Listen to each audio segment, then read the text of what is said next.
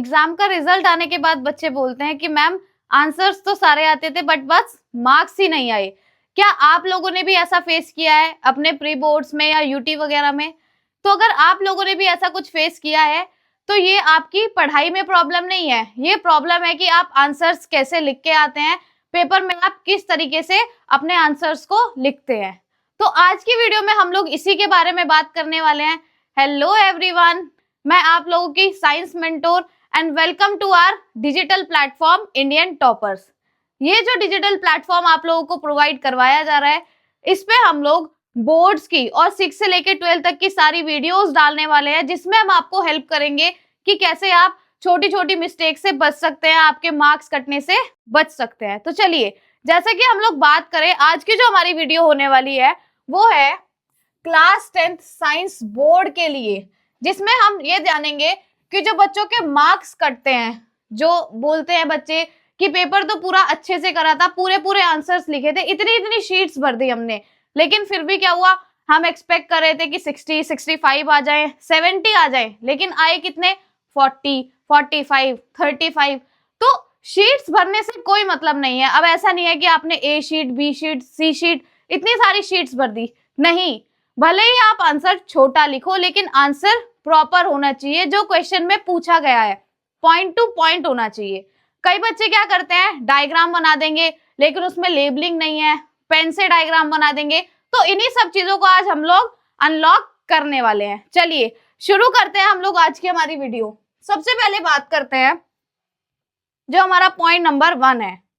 अगर आप लोग भी चाहते हैं कि साइंस के पेपर में आप लोगों के मार्क्स ना कटे, बिल्कुल जितना आप आंसर लिख के आ रहे हैं एकदम प्रॉपर लिख पाए, आपके कोई भी मार्क्स ना कटे, तो वीडियो को स्किप बिल्कुल मत कीजिएगा। देखिए नंबर 1 पे है कीवर्ड्स मिसिंग। सबसे इंपॉर्टेंट पॉइंट जो है वो है कीवर्ड्स। अब जैसे अगर हम बात करें, हमसे आंसर पूछा था, मान लो रेस्पिरेशन डिफाइन करवाया या कोई डिफाइन हमें दी थी, हमने लिख दी, बट हमने उसमें वो एक प्रॉपर कीवर्ड नहीं लिखा। कौन सा कीवर्ड कैसे लिख सकते हैं, देखिए हम सबसे पहले बात कर लेते हैं एनसीईआरटी वर्ड्स। बहुत इंपॉर्टेंट होते हैं जो एनसीईआरटी के वर्ड्स हैं। ज्यादातर जो टीचर्स हैं वो बच्चों को ये रिकमेंड करते हैं कि सबसे पहले आप एनसीईआरटी पढ़ो अच्छे से, line to line, word to word. वो इसीलिए बोला जाता है क्योंकि जो एनसीईआरटी के वर्ड्स होते हैं वो बहुत ज्यादा इंपॉर्टेंट होते हैं। देखिए कीवर्ड्स अंडरलाइन करना क्यों जरूरी है। कीवर्ड्स जैसे हम लोग बात कर रहे हैं, जैसे हमने रेस्पिरेशन के बारे में लिखा है तो रेस्पिरेशन को हम अंडरलाइन करेंगे, या फिर उसमें कौन सा ऐसा इंपॉर्टेंट वर्ड है जिसको हमें अंडरलाइन करना चाहिए। देखिए क्वेश्चन की बात करते हैं, हमसे पूछा है डिफाइन रेस्पिरेशन, हमें रेस्पिरेशन को डिफाइन करना है। अब बच्चे क्या करते हैं, उठा के लिख देंगे define, respiration is a process in which food is broken down to release energy. अब आप लोग कहेंगे कि ठीक तो है, इसमें क्या गलत है भाई, रेस्पिरेशन यही तो होता है। क्या होता है, एक ऐसा प्रोसेस है जिसमें फूड जो है वो ब्रेक डाउन होता है और एनर्जी रिलीज होती है। बट नहीं, ये हो जाएगा गलत, हमें ऐसे नहीं लिखना। जो बोर्ड में आपको परफेक्ट आंसर लिखना है वो कैसे लिखेंगे, देखिए बोर्ड में आपको क्या लिख के आना है, respiration is a biochemical process. ध्यान दे सभी बच्चे, यहाँ पे बायोकेमिकल प्रोसेस, जो आपने ऊपर डेफिनेशन लिखी उसमें ऐसा कुछ नहीं था, हमने सिर्फ लिखा रेस्पिरेशन इज अ प्रोसेस, जो कि गलत हो गया। इसके लिए जो मेन कीवर्ड है वो है बायोकेमिकल प्रोसेस। क्या है, biochemical process. Respiration is a biochemical process in which food is broken down in the presence of oxygen. जी हाँ, प्रेजेंस ऑफ ऑक्सीजन जो बच्चों ने डिफाइन लिखी, मतलब जो बच्चे लिख के आते हैं उसमें वो जल्दी जल्दी में या फिर कभी याद नहीं रहता तो लिखना भूल जाते हैं, presence of oxygen. Second keyword हो गया presence of oxygen to release energy, energy release करने के लिए। तो ये जो कीवर्ड्स हैं, जैसे हमने कहा कैसी प्रोसेस होती है, बायो केमिकल प्रोसेस है, किसकी प्रेजेंस में, ऑक्सीजन की प्रेजेंस में। तो ये 2 कीवर्ड ऐसे हो गए जो आपको लिखने हैं, डेफिनेशन में यूज करने हैं, और सिर्फ लिखने ही नहीं है, इनको अंडरलाइन भी करना है। आप लिखेंगे बायोकेमिकल प्रोसेस चलिए लिख दिया। हमने कहा in presence of oxygen, presence of oxygen, ये भी लिख दिया। अब आप कहेंगे कि कीवर्ड्स लिख दिए चलो फुल मार्क्स मिल जाएंगे, नहीं, आपको एग्जामिनर की अटेंशन पानी है। अब अटेंशन के लिए आप क्या करेंगे, ये जो आपके कीवर्ड्स हैं इनको अंडरलाइन करना भी जरूरी है, ताकि एग्जामिनर का ध्यान इन वर्ड्स पे जाए कि आपने अच्छे प्रॉपर कीवर्ड्स यूज करे हैं, तो आपको फुल मार्क्स मिलेंगे। देखिए अगर हम इसमें कंपैरिजन करें वर्ड्स का और उनकी इंपॉर्टेंस का, बायोकेमिकल हमने वर्ड यूज करा, उससे क्या हुआ, आपने उसका नेचर बता दिया, साइंटिफिक नेचर बता रहे हो उसका। सेकंड में हमने लिखा ऑक्सीजन, यानी कि टाइप ऑफ रेस्पिरेशन बता दिया आपने, क्योंकि जैसे कि अगर हम रेस्पिरेशन की टाइप की बात करें तो रेस्पिरेशन कितने टाइप का होता है, देखिए रेस्पिरेशन 2 टाइप का होता है, सभी को पता है, एरोबिक और एनएरोबिक। अब अगर आप लोग क्या करेंगे, आप सिर्फ लिखाएंगे कि रेस्पिरेशन एक ऐसा प्रोसेस है जिसमें फूड ब्रेक डाउन होता है, एनर्जी रिलीज होती है, तो आपने इसमें ये नहीं बताया कि ये कौन से टाइप का है, एरोबिक है या एनएरोबिक है, तो इसीलिए यहाँ पे कीवर्ड्स यूज करने जरूरी होते हैं। आई होप आप लोगों को क्लियर हुआ होगा पॉइंट नंबर 1 कि कीवर्ड जो है वो मस्ट होते हैं पेपर में फुल मार्क्स के लिए। चलिए आगे बात कर लेते हैं नंबर 3 पे, जो हमारा कंपैरिजन वर्ड है एनर्जी। अगर हम बात करें वो फाइनल आउटकम है, यानी कि जो हमें मिलता है फाइनली, कि जो फूड ब्रेक डाउन होता है उससे हमें फाइनल आउटकम क्या मिल रहा है, एनर्जी मिल रही है। चलिए आगे बात कर लेते हैं सेकंड पॉइंट के बारे में। सेकंड पॉइंट जो है हमारा, डायग्राम जो हम बनाते हैं वो गलत बनाते हैं या बिना लेबल वाले डायग्राम्स बना लेते हैं। देखिए डायग्राम भी हमसे पूछे जाते हैं, 3 से 5 नंबर का एक ना एक क्वेश्चन जरूर मिल जाता है डायग्राम के लिए, तो उसके बारे में बात करते हैं। डायग्राम या तो गलत बनाते हैं या फिर बिना लेबल के डायग्राम बनाते हैं। डायग्राम बना दिया लेकिन लेबलिंग नहीं की तो गलत है भाई लोगों, मार्क्स नहीं मिलेंगे। देखिए बात कर लेते हैं, क्वेश्चन हमें मिला हुआ है, draw a labelled diagram of human heart. Human heart का हमें एक लेबल्ड डायग्राम बनाना है। अब जैसे कि क्वेश्चन में भी मेंशन है लेबल्ड डायग्राम बनाना है। बात कर लेते हैं मिस्टेक्स क्या क्या हैं जो बच्चे अक्सर करते हैं। डायग्राम पेन से बना देते हैं, पेन से डायग्राम नहीं बनाना, ये एक नेगेटिव पॉइंट हो जाएगा आपके मार्क्स के लिए। अगर आप पेन से बना के आते हैं तो मोस्ट प्रोबेबली आपके मार्क्स कट सकते हैं।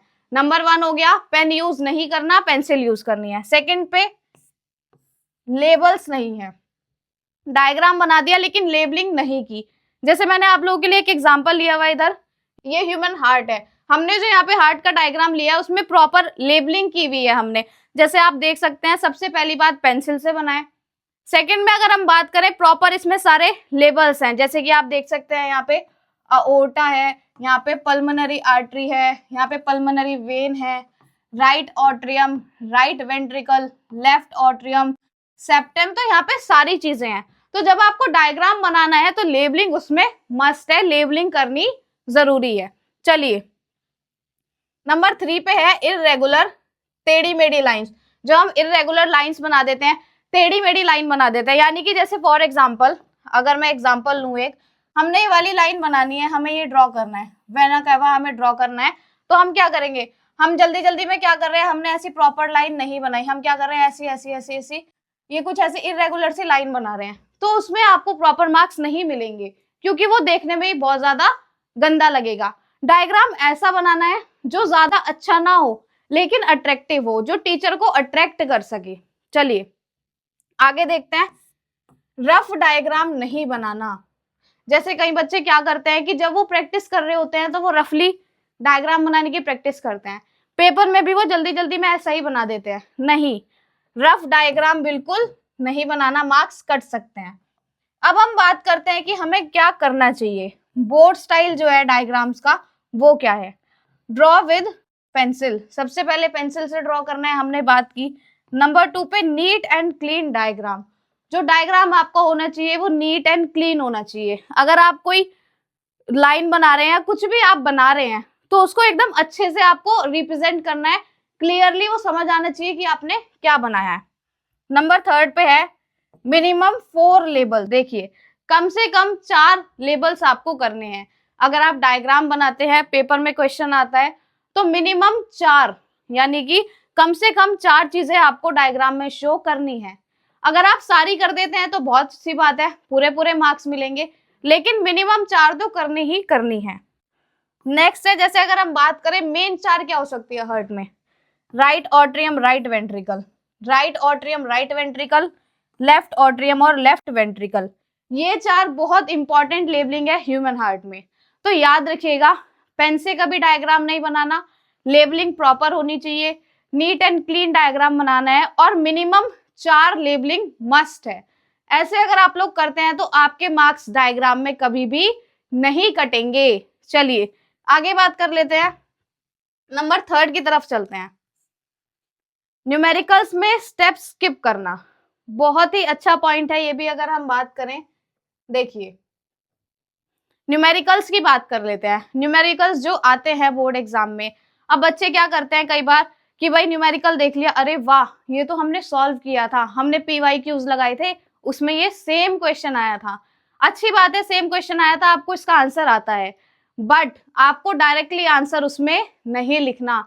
अगर आप एक्साइटमेंट में ओवर एक्साइट हो जाते हैं कि अरे वाह ये तो मुझे आता है, डायरेक्ट आंसर लिख दो इसका, नहीं, वो चीज गलत हो जाएगी, उसमें आपको मार्क्स नहीं मिलेंगे।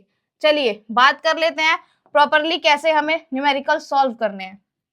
क्वेश्चन हमें दे रखा है, calculate resistance if V equals to 10V and I equals to 2A। Voltage हमें दे दी और हमें दिया हुआ है करंट, हमें निकालना है रेजिस्टेंस। क्या निकालना है? रेजिस्टेंस निकालना है। चलिए सॉल्व करते हैं इसको।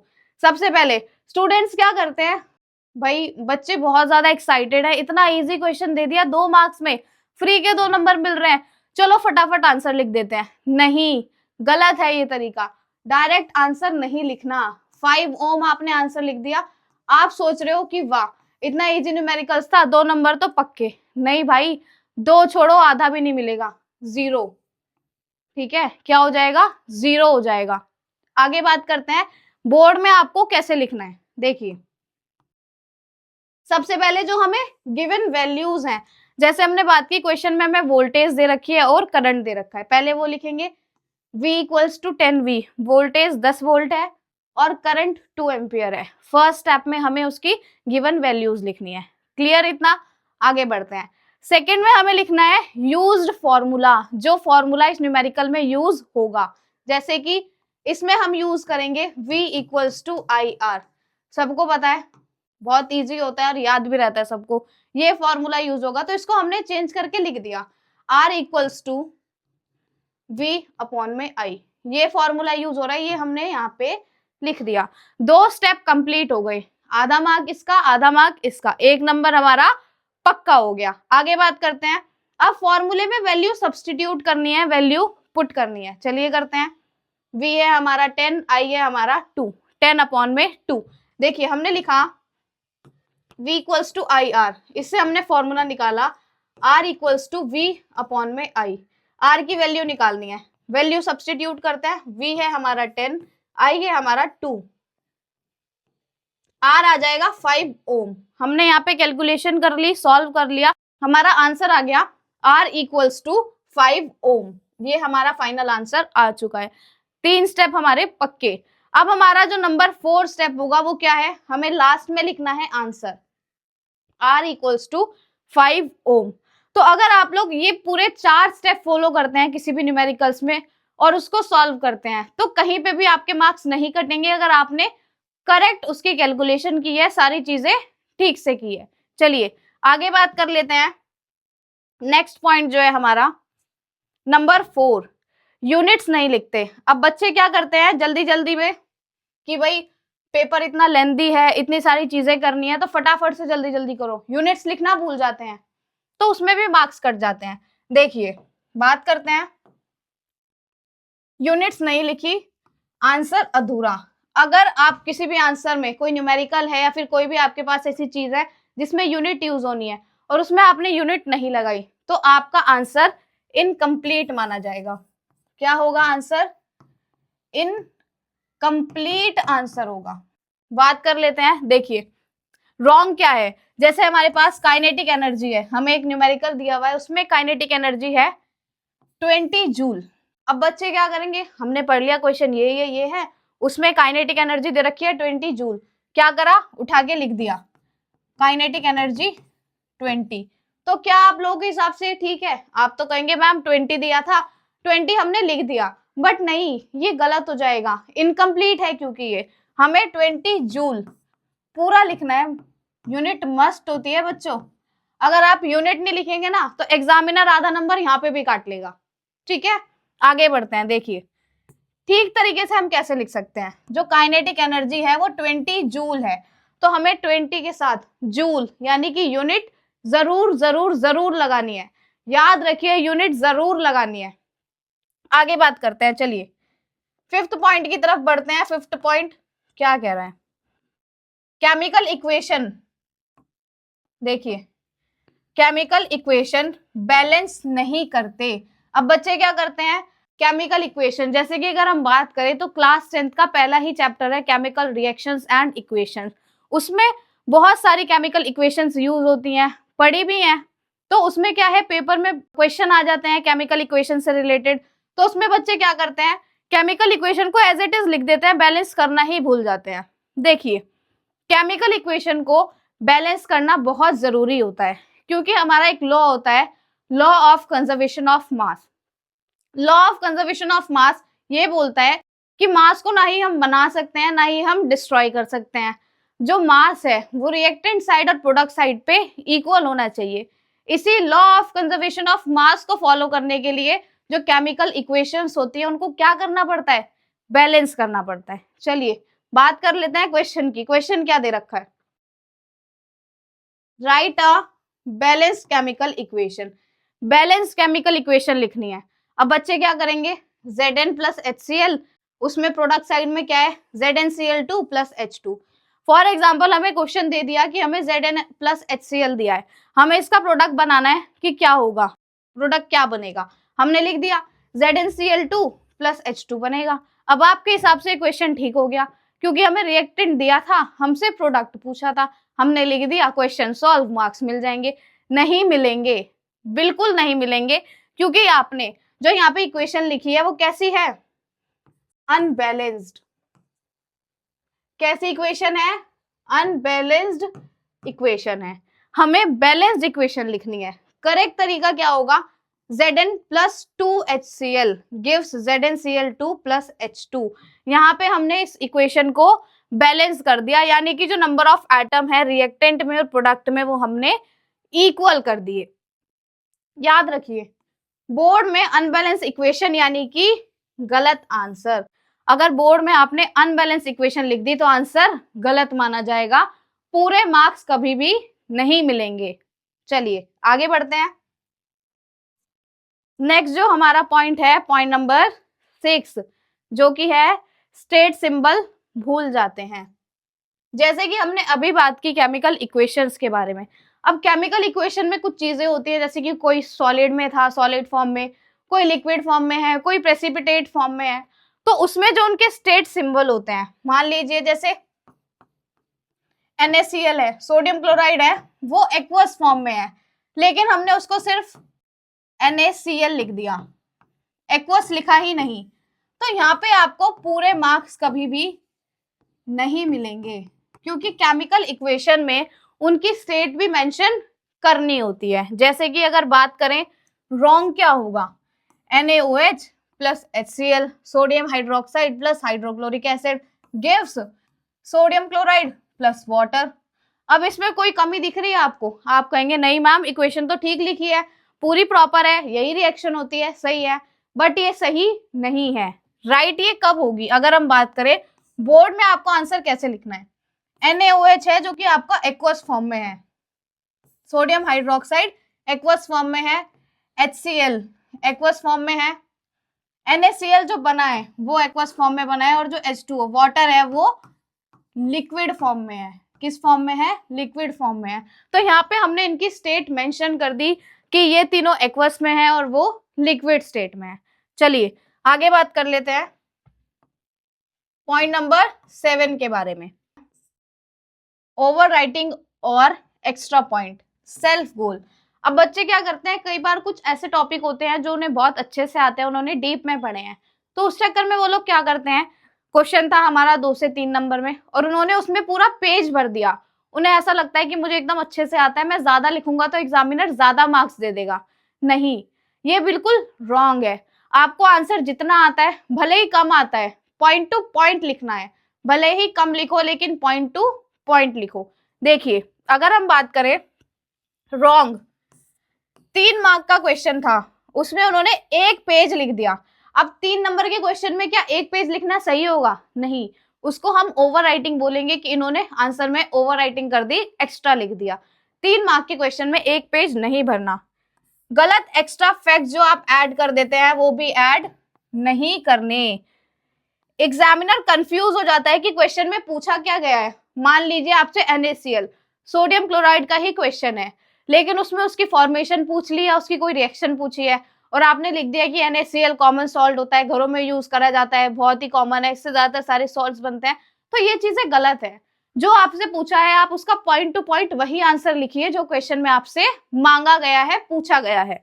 देखिए गोल्डन रूल क्या है इसके लिए, जो पूछा है उतना ही लिखो, जितना आपसे पूछा है उतना ही लिखो, पॉइंट टू पॉइंट आंसर लिखो, ताकि एग्जामिनर को आपका जो आंसर लिखा हुआ है वो क्लियर हो जाए कि एग्जाम में ये पूछा था, बच्चे ने ये क्लियरली लिखा है। 3 नंबर का आंसर था तो 3 से 4 पॉइंट्स में उन्होंने पॉइंट टू पॉइंट एकदम क्लियर कट आंसर लिखा है, तो आपके मार्क्स कभी भी डिडक्ट नहीं होंगे। चलिए आगे बात कर लेते हैं, जो हमारा लास्ट पॉइंट है 8th, डिफाइन, एक्सप्लेनेशन और डिफरेंशिएट का कंफ्यूजन।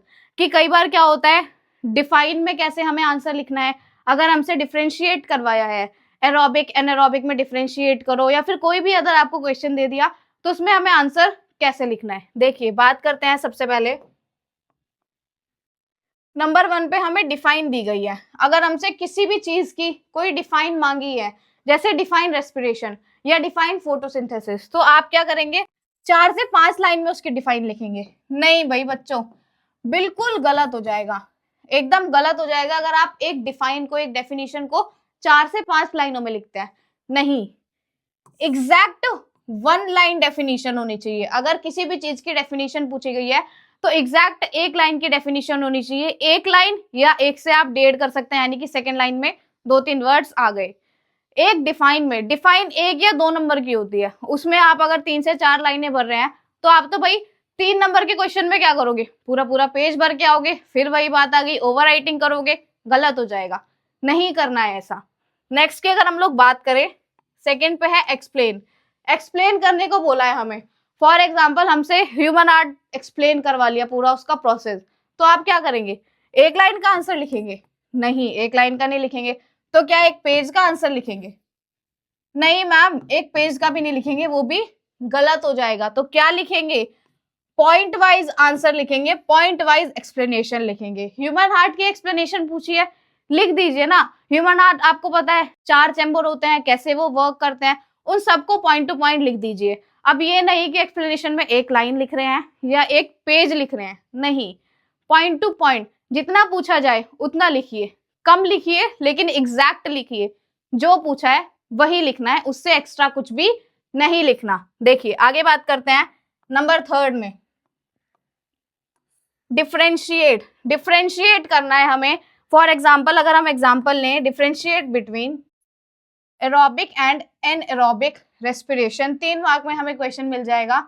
एरोबिक और एनएरोबिक को क्या करना है, डिफरेंशिएट करना है। अब क्या आप इसको पैराग्राफ फॉर्म में लिखेंगे? नहीं, पैराग्राफ फॉर्म में नहीं लिखना, टेबल फॉर्मेट में लिखिए। अगर आपको डिफरेंशिएट दिया जाए तो कई बच्चे क्या करते हैं, जैसे सबसे पहले एरोबिक लिख दिया कि एरोबिक रेस्पिरेशन में क्या होगा, एरोबिक रेस्पिरेशन जो होता है वो ब्रेक डाउन ऑफ फूड होता है इन द प्रेजेंस ऑफ ऑक्सीजन होता है, वेयर एज करके उन्होंने एनारोबिक लिख दिया। तो ये वेयर एज वाला जो आपका कॉन्सेप्ट है ना, वेयर एज करके अगर आप लिख रहे हैं डिफरेंशिएट में, तो वो भी कोई कोई टीचर्स ऐसे होते हैं एग्जामिनर की उनको समझ ही नहीं आता ये पैराग्राफ में इतना लंबा लंबा क्या लिख रहे हैं, पूरा 1 पेज 2 पेज भर दिए इन्होंने 3 नंबर के क्वेश्चन में। तो ऐसा नहीं करना, वेयर एज वाला फॉर्मेट भी यूज नहीं करना। क्या करेंगे, टेबल फॉर्मेट यूज करेंगे, एक टेबल बनाएंगे, एक कॉलम होगा एरोबिक का, दूसरा कॉलम होगा एनारोबिक का, जैसे कि आपको दिखाया गया है टेबल फॉर्म में, एक एरोबिक का कॉलम एक एनारोबिक का कॉलम, और फिर उनके पॉइंट्स लिखेंगे। 3 नंबर का क्वेश्चन है, 4 से 5 पॉइंट आप उसमें लिख सकते हैं। इजिली एग्जामिनर को विजिबल भी होगा कि हाँ भाई पॉइंट टू पॉइंट आंसर लिखा है, एक एक पॉइंट फिर वो इजिली चेक भी कर पाएगा। देखिए एरोबिक में ऑक्सीजन यूज करते हैं, रेस्पिरेशन में ऑक्सीजन यूज होती है, एनारोबिक में ऑक्सीजन यूज नहीं होती, इसमें ज्यादा एनर्जी रिलीज होती है, उसमें कम एनर्जी रिलीज होती है। फिर इसमें आप इसके बाय प्रोडक्ट लिख दीजिए दोनों में, एक पॉइंट आप एग्जाम्पल का भी लिख सकते हैं। ऐसे करके अगर आप आंसर लिखते हैं डिफरेंशिएट जो आपको दिया गया है क्वेश्चन में, टेबल फॉर्मेट में लिखेंगे तो चांसेस बहुत ज्यादा कम हो जाते हैं कि एग्जामिनर आपके नंबर काट सकता है, क्योंकि पॉइंट जो आप लिख रहे हैं इजीली विजिबल हो जाते हैं टेबल फॉर्म में, आप उनको अलग करते हैं, सेपरेट करते हैं, लाइन से टेबल बनाते हैं तो इजीली विजिबल हो जाते हैं, एग्जामिनर अच्छे से चेक कर सकता है। नेक्स्ट अगर हम लोग बात करें तो राइटिंग का भी थोड़ा ध्यान रखना है, राइटिंग अच्छी होनी चाहिए, शीट्स में प्रॉपर मार्जिन होना चाहिए, ये नहीं है कि एक ही पेज पे आपने 4-5 क्वेश्चन लिख दिए, लाइन ही नहीं छोड़ी। तो थोड़ा हमें ये भी ध्यान रखना है कि जो शीट का ओवरऑल लुक है वो भी अच्छा होना चाहिए। तो आई होप आप लोगों को समझ में आया होगा कि अगर आप लोग बोर्ड का एग्जाम लिखने बैठते हैं, कोई भी एग्जाम लिखने बैठते हैं, तो क्या ऐसी ऐसी कॉमन मिस्टेक हैं जिनको आप अवॉइड कर सकते हैं। देखिए ये चीजें बहुत ज्यादा बड़ी नहीं है कि आप मैम कुछ नया बता रहे हैं, हमें तो ये चीजें पता है, कुछ बच्चे होंगे जिन्हें नहीं पता, उनके मार्क्स कट जाते हैं, तो इन चीजों का ध्यान रखना है। यही ऐसी छोटी छोटी गलतियां होती है जो हमारे बड़े बड़े मार्क्स कटवा देती है। तो अगर आप लोगों को वीडियो हेल्पफुल लगी हो, वीडियो पसंद आई हो, तो वीडियो को लाइक और शेयर जरूर करें। हमारे चैनल इंडियन टॉपर्स को सब्सक्राइब करें, यहाँ पे आपको ऐसी इंफॉर्मेटिव वीडियोस मिलती रहेंगी।